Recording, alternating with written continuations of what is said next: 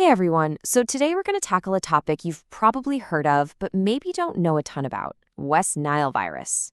And the thing is, you might not realize just how close to home this hidden threat really is. So we're here to break it all down with the clear, simple facts you need. All right, I want to start with just a number, 129. Just take a second and think about it. What do you think that could possibly represent?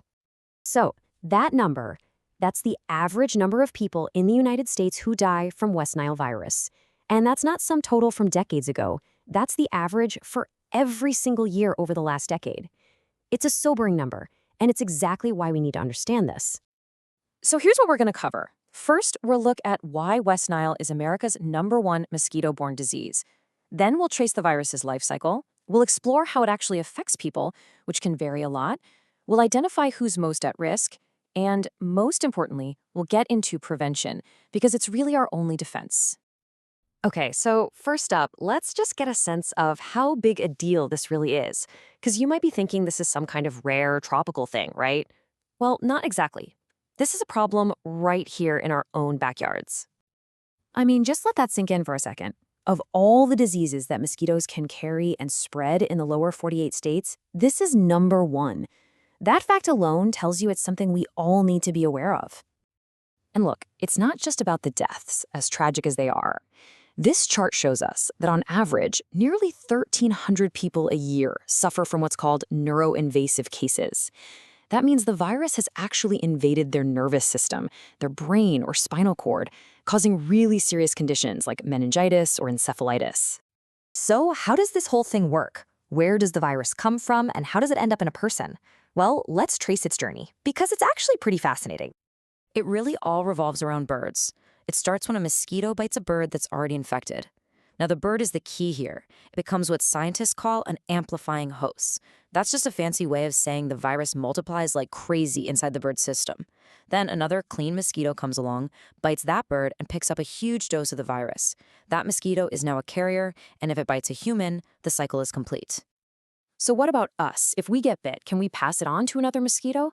Well, the short answer is no. We're what's known as a dead-end host. You can think of us as the end of the line for the virus. We can definitely get sick, but the amount of virus in our bloodstream just never gets high enough for us to pass it back to another mosquito. And that's a really important point. It means the virus isn't spreading from person to person through mosquito bites. Now, while that mosquito to bird to human cycle is the main way it spreads, like 99.9% of the time, there are a few other extremely rare ways it can happen. We're talking about things like blood transfusions, organ transplants, or in very rare cases, from a mother to her baby during pregnancy. But it is so important to remember these are major exceptions to the rule. For all practical purposes, the risk is from a mosquito bite. Okay, so let's say you're unlucky enough to get bitten by an infected mosquito. What happens next? Well, the truth is, it's a huge range. It could be absolutely nothing at all, or it could be a life-altering illness. This chart really puts it all into perspective. For the vast majority of people, we're talking 8 out of 10 who get infected, they have 0 symptoms. They never even know they had it. Then you've got about 1 in 5 people who will get sick with something called West Nile fever. And then there's that tiny sliver, less than 1%, who develop that really serious neuroinvasive disease we mentioned. So for that 20% who do feel sick, what does it look like? Well, as you can see, it's a lot like a really nasty flu. You've got the fever, the headache, horrible muscle pain, and just feeling totally wiped out. Sometimes a rash pops up too. So yeah, even the milder version of this illness is absolutely no walk in the park. And this is a really, really important point that often gets missed. Even if you survive a severe case, the fight might not be over. More than half of the people who are hospitalized for West Nile end up with long-term problems. Imagine dealing with crushing fatigue, memory issues, or muscle weakness for months, or even years after you get out of the hospital. The impact can be incredibly long-lasting. So that brings up a really important question, right? Who is most likely to fall into that small but really dangerous group of people who get severely sick?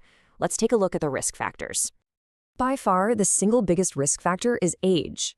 Just look at these numbers. If you're under 65, your risk of developing that severe neuroinvasive disease is tiny. But once you hit 65, that risk jumps 10 times higher. It's a huge difference, and it's most likely because our immune systems just don't fight things off quite as well as we get older. And it's not just about age. Other health conditions can also put you at a higher risk. We're talking about things like diabetes, high blood pressure, or chronic kidney disease. And, as you might guess, anyone who is immunocompromised, maybe because of an organ transplant or another condition, is also much more vulnerable to a severe infection. All right, so after hearing all of that, you're probably asking, what can I actually do about this? And that brings us to the most empowering part of this whole conversation, prevention. Because honestly, when it comes to West Nile virus, preventing it isn't just the best option, it's the only option. I want you to really let this quote sink in. There are no evidence-based therapies or human vaccines for WNV disease. Let me say that again. There's no specific medicine, there's no vaccine for people. Once you're seriously sick, all doctors can really do is provide supportive care and help your body try to fight it off. That's why stopping that mosquito bite from ever happening is, well, it's the whole ballgame. So here's your practical ABC checklist. This is what you can do starting today. First, use a good insect repellent, one that's registered with the EPA. Second, cover up. Wear long sleeves and pants, especially at dusk and dawn when mosquitoes are most active. Third, check the screens on your windows and doors. Make sure there are no holes. And this last one is huge. Walk around your yard once a week and dump out any standing water you see. Bird bats, old tires, flower pots, clogged gutters, that's exactly where mosquitoes lay their eggs. So, if there's just one thing you take away from all of this, let it be this. West Nile virus is a serious threat for sure, but it is also a preventable one, and the power to protect yourself and your family is truly in your hands. And that kind of leaves us with one last thing to think about. We all know the climate is changing. Summers are getting longer, temperatures are rising. That could very well mean more mosquitoes in more places for longer periods of the year. So the question we all need to start asking ourselves is, are our current habits going to be enough? And how will we need to adapt to stay safe in the future?